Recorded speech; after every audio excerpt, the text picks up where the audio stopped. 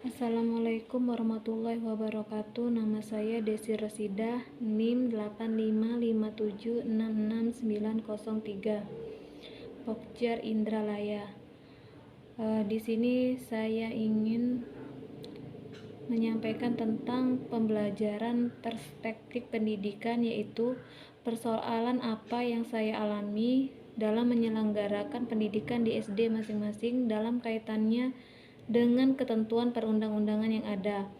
Kemudian cara yang telah saya lakukan untuk mengatasi secara bersama-sama, yaitu sebagaimana kita ketahui, persoalan yang saya alami dalam menyelenggarakan pendidikan di sekolah SD masing-masing, yaitu pendidikan itu bertujuan untuk tercapainya perkembangan yang optimal dan dari setiap individu sesuai dengan kemampuan anak-anak tersebut dengan bakat, minat, dan nilai-nilai yang dianut oleh setiap peserta didik.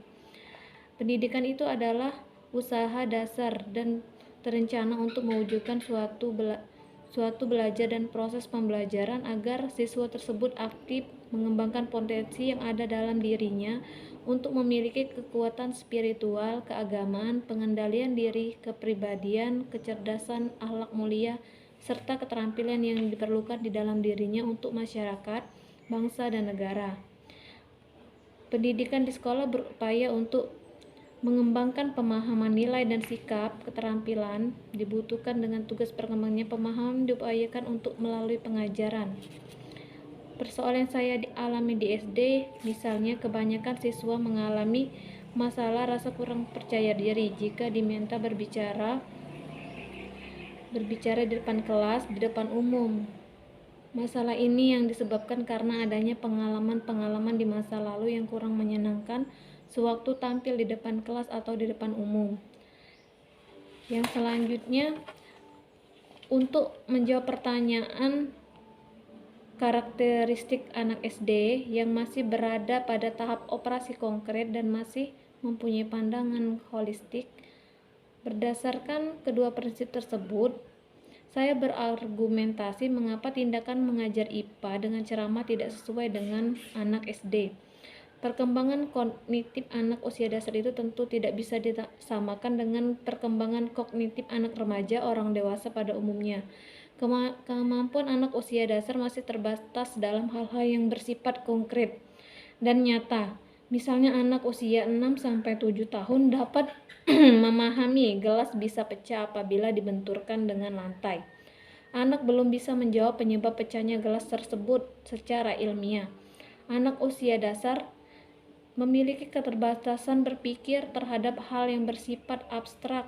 Misalnya ketika anak usia 7-9 tahun diberi pertanyaan tentang mengapa bumi mengelilingi matahari, anak akan mengalami kesulitan, bahkan merasa kebingungan untuk menjawab pertanyaan yang demikian. Secara ilmiah, pertanyaan itu agak sulit untuk dijawab oleh anak-anak SD. Anak tersebut ketika dipaksa justru akan merasa stres karena kemampuan kognitifnya belum sampai pada tahap pemikiran yang rumit. Jadi, mengapa tindakan pengajaran mata pelajaran IPA dengan metode ceramah tidak sesuai untuk anak sekolah dasar? Belajar IPA sejatinya menjadi hal yang mudah menyenangkan karena meliputi segala sesuatu yang ada di dalam diri, lingkungan sekitar kita, mulai dari bagian yang paling kecil, yang biasa disebut partikel, hingga yang paling besar, yaitu alam semesta. Komponen pembelajaran IPA tentunya sangatlah dekat dengan aktivitas manusia sehari-hari. Jadi untuk mengajarnya kepada anak sekolah dasar tentunya bisa lebih mudah dan menyenangkan apabila guru menggunakan metode dan strategi yang tepat. Selanjutnya, perkembangan sekolah dasar pertama kali didirikan oleh POC yang akhirnya menjadi Sekolah Batavia untuk tujuan pendidikan budi pekerti. Kemudian pada akhir zaman abad 18 dan 19, pemerintah Hindia Belanda menangani pendidikan untuk bumi dualistik. Ketika zaman Belanda, penduduk Jepang meskipun waktunya singkat, banyak terjadi perubahan yang sangat penting dalam sejarah pendidikan di Indonesia.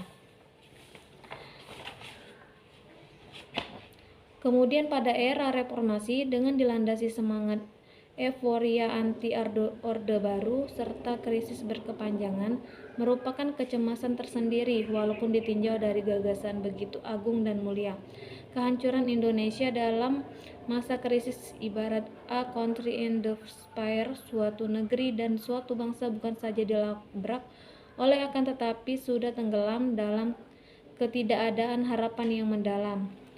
Dalam perwujudan paradigma pendidikan nasional yang desentralistik, pendidikan nasional memerlukan adanya standar nasional pendidikan.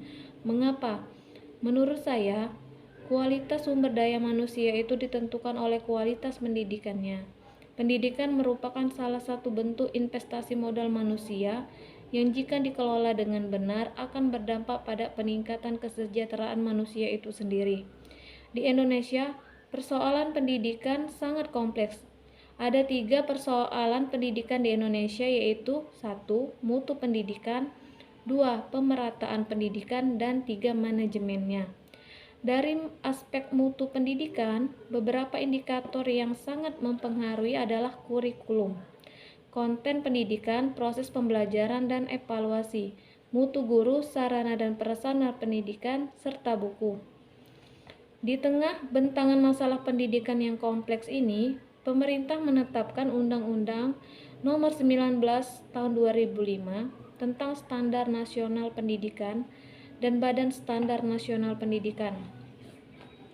Fungsi standar ini yaitu sebagai dasar dalam perencanaan, pelaksanaan, dan pengawasan pendidikan dalam rangka mewujudkan pendidikan nasional yang bermutu.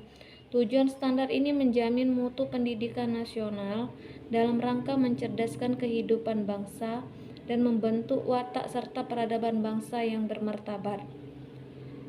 Nah, sistem pendidikan nasional ini termasuk juga pendidikan sekolah dasar, yaitu menganut prinsip diversifikasi dalam pengembangan kurikulumnya.